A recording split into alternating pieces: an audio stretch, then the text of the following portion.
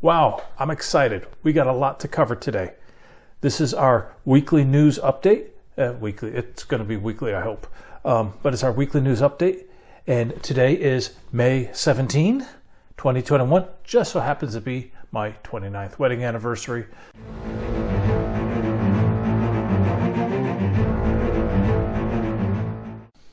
But today is our weekly update.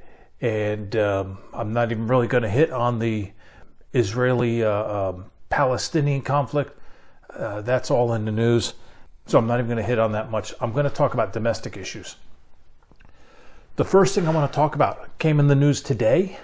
I have heard a number of people, as I talk to people about emergencies, why would I ever have to bug out? I'm going to bug in. Now, I'm a bug in guy. I am a bug in guy. I mean, you look around, I'm prepared to bug in. But there are times when you have to be ready to bug out. Today, let me read the headline here. Fiery train derailment in Iowa forces town to evacuate residents. Boom. A train crashes in your town. Let me see. 47 cars. How many of them are hazmat? It says several. It doesn't give me a number. Thick plume of black smoke. Not a whole lot of time to get your stuff and get out, especially if you're close to the train tracks. This is the kind of stuff that we as preppers, we as preparedness-minded people, we as readiness specialists, or whatever we want to call ourselves, people who want to take that next step to protect ourselves and protect our families. This is one of the things. This is not SHTF.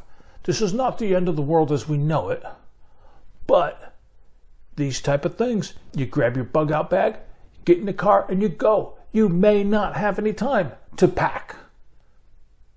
But you got Bobby and Susie next door. Oh, let's see, what kind of clothes should we get? We might need this for the kids. There might be a plume coming. And you got to get out of Dodge. In fact, I had mentioned before my background, safety, security, emergency preparedness. I've been doing this for decades. I remember I was working safety and security at a chemical plant, and there was a chlorine accident. Big old green cloud coming. And we had to evacuate people. I had to send a van to go get people who couldn't walk fast enough because these things move. They shut down the interstate because the cloud wasn't going to dissipate fast enough. These things happen. Today, it happened in Iowa. I hope everyone's all right. But the reason I'm bringing this up is this is news. This is real life. When you talk to people about prepping, don't use the word prepping. Everyone's watched the show, and some of those guys are okay, but most of them are less than okay. That's not who I am.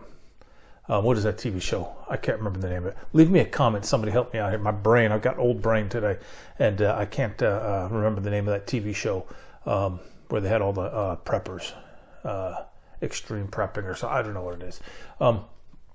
But this is what prepping is about. And I'm looking at the screen. I'm looking at the picture. Let me see if I can get that picture on the screen. I'm going to try to cut and paste that picture, put that on the screen. That's the kind of stuff that we prepare for. Yeah, we prepare for EMP. We prepare for all kinds of big stuff.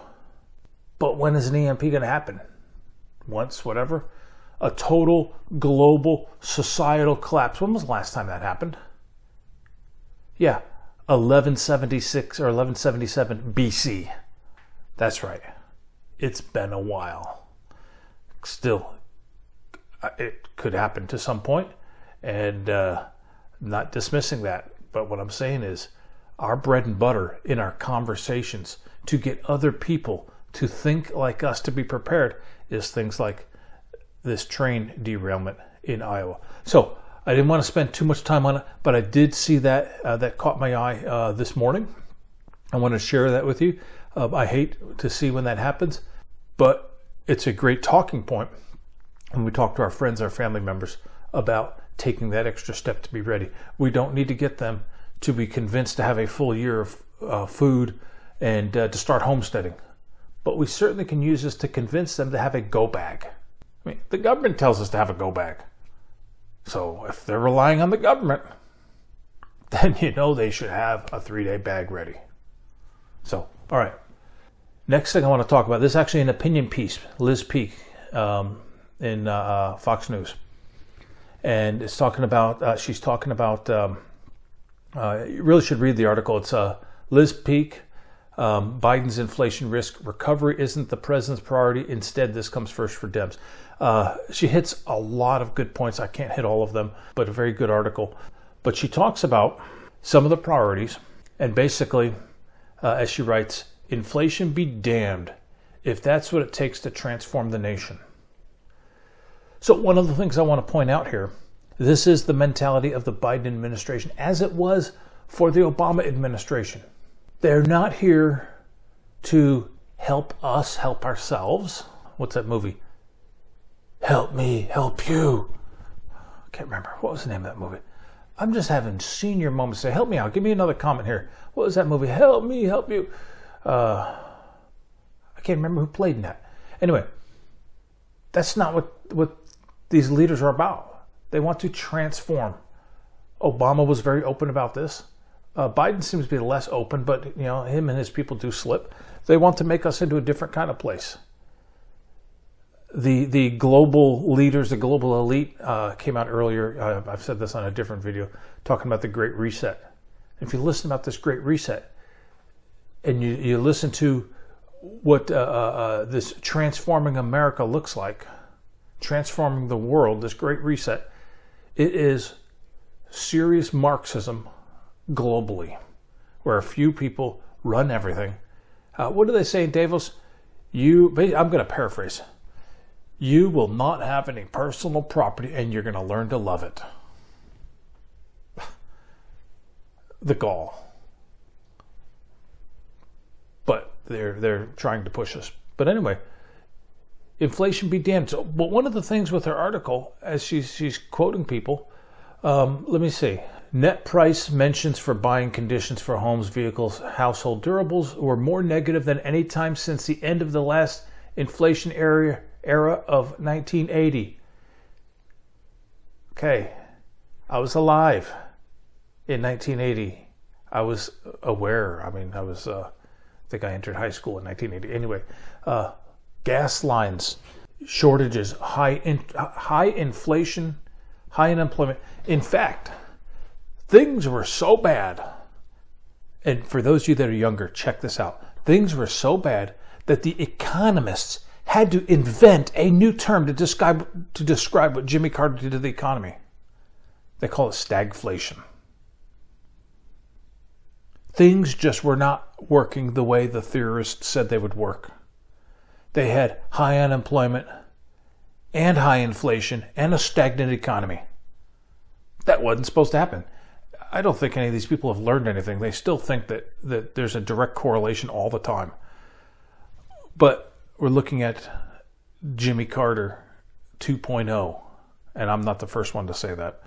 I remember with the oil crisis in like 78 or something, the president was blaming the American people because we were in a malaise or something. That his solution to us not having enough heating oil, I'm from upstate New York, okay? It gets cold. His solution was that we should put on an extra sweater. Oh my gosh, what arrogance, what hubris. Let them eat cake. That's what I hear. Let them eat cake. Same type of thing here. Cecilia Rouse, chair of the Council of Economic Advisors. Okay, she's giving a briefing. So she should know something about the economy. She was asked about the extra $300 a week in extra unemployment benefits and how that might be stifling hiring and whether employers should raise wages to attract workers. The way that in our capitalist system, so the way that a market economy works is that we work through prices as a signal. So that would be a natural way for employers to try to attract employees. A person in this position is clueless on basic economics. How is Joe's Pizza Hut down the street going to compete with the federal government who's handing out money? That's not capitalism when you're competing against the federal government. The government's giving $300 checks. and getting nothing in return. How are mom and pop shops supposed to compete with that? That's not capitalism. Capitalism is my taco place is competing against your pizza place, and I'm going to freely attract the customers by better food, better prices, cleaner environment, etc., etc. Competing against the government, there's another word for that. Socialism, communism. But it's not capitalism. And these people, just because they use a word, you know what? I'm just going to get myself all upset. The rest of this update included information that was, shall we say, rather blunt, rather pointed, and is not really suited for this particular platform. Please follow me and become one of my supporters on Patreon. So that's this week. Those are the big items. We do want to keep the Israelis in prayer. The terrorist Hamas group is still launching attacks, even though the Israelis have been fighting valiantly to try to stop the attacks.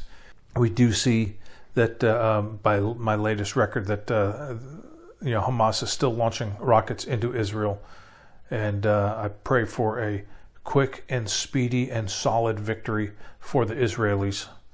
And as the Bible says, pray for the peace of Jerusalem. So that's a big piece of international news.